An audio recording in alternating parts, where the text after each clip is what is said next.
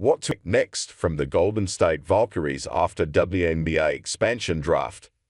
The Golden State Valkyries took their first steps toward building a roster for their inaugural season in 2025, and Friday's expansion draft suggests there will be significantly more turnover for them in the near future. General Manager Ohemaa Nyanin and head coach Natalie Nakase emphasized the competitiveness of the group they drafted, and combined with owner Lacob's goal of winning a title within 5 years, there is a desire to be good now. The consequence of selecting a group ready to contend in 2025 means that it's difficult to see the long-term vision of this particular set of 11 players. For starters, Golden State drafted a veteran-heavy group, as 7 of its 11 picks are at least 27 years old, which was the average age across the WNBA in 2024. 2 are signed through 2025, while the remainder are currently up for new contracts. That leaves the Valkyries at a bit of a disadvantage in roster building for the future because they don't have extended team control of those players. That situation is partly out of Golden State's control. Only 2 veterans, i.e. players not on rookie contracts, league-wide are signed past the 2025 season as players seek to maintain their freedom before the implementation of a new collective bargaining agreement. But the Valkyries not only selected players who have short contracts, but also internationals who have had sporadic relationships with the WNBA. Julie Van Loo was a 31-year-old rookie in 2024. Timmy Fagbinor had a 4-year gap from the WNBA from 2020 to 2023. Cecilia Zandalizini was out of the league for 5 years before returning to Minnesota this season. Ileana Rupert has missed 2 of the last 4 WNBA seasons due to national team commitments. Maria Conde has never played for the WNBA despite being drafted in 2019. And she told The Athletic that playing for Spain would always be her priority during the summer. Golden State is taking a risk that these players will be available and willing to play despite a track record that suggests otherwise. The first question Nyanin addressed in her press conference Friday was about Conde, and Nyanin admitted that she does not know if the Spanish national will come stateside in 2025.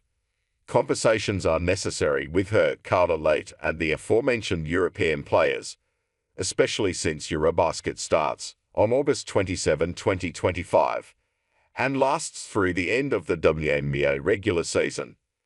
The Valkyries are mostly starting from scratch, too. For instance, when Zandalizini came back to the Lynx, it helped that Cheryl Reeve was still the coach. Other than Rupert and Nakase, who were both in Las Vegas in 2022, there aren't many established relationships with these players. This entire process is complex. There's a lot of unknown, and I will say that ad nauseam, unfortunately. Nyanin said, "I'm looking at it from the human perspective, like what can we continue to express to these athletes that make them want to come and play in this Valkyrie violet and black and white." Golden State also seemingly prioritized win-now players over younger ones, who might take some time to develop. Only one of their selections is currently under a rookie contract, and though Kate Martin projects to be a fine player, she doesn't necessarily have star upside. The Valkyries likely could have taken swings on players such as Alyssa Peely, Lynx, Shani Swain, Sparks draftee, or Han Su, Liberty, but chose to take name quantities in Zandalizini, Stephanie Talbot, Sparks, and Kayla Thornton, Liberty. Washington likely had an even longer list of young players unprotected, and Golden State went with the 31-year-old Van Loo. Despite also drafting Veronica Burton, wings, and Lake at point guard, these are players that are hungry. They're players that could have started on other teams. Nakase said about their veterans, "I'm just really excited to give them the opportunity." These decisions make sense for the 2025 iteration of the Valkyries.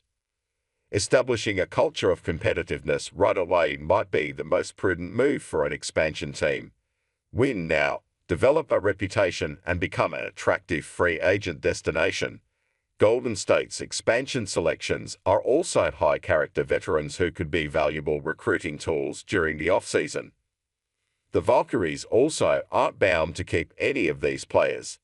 They can assemble an entirely new roster in free agency. Thornton and Talbot are also on easily tradable contracts if another team is interested. Regardless of what path Golden State pursues from here, it's also true that the Valkyries punted on an opportunity to build for the future with younger players. They don't have a deep pool of young talent from this draft. That doesn't preclude long-term success, but it does mean the front office will have to keep turning over this roster, as veterans tend to move more frequently than players on rookie deals.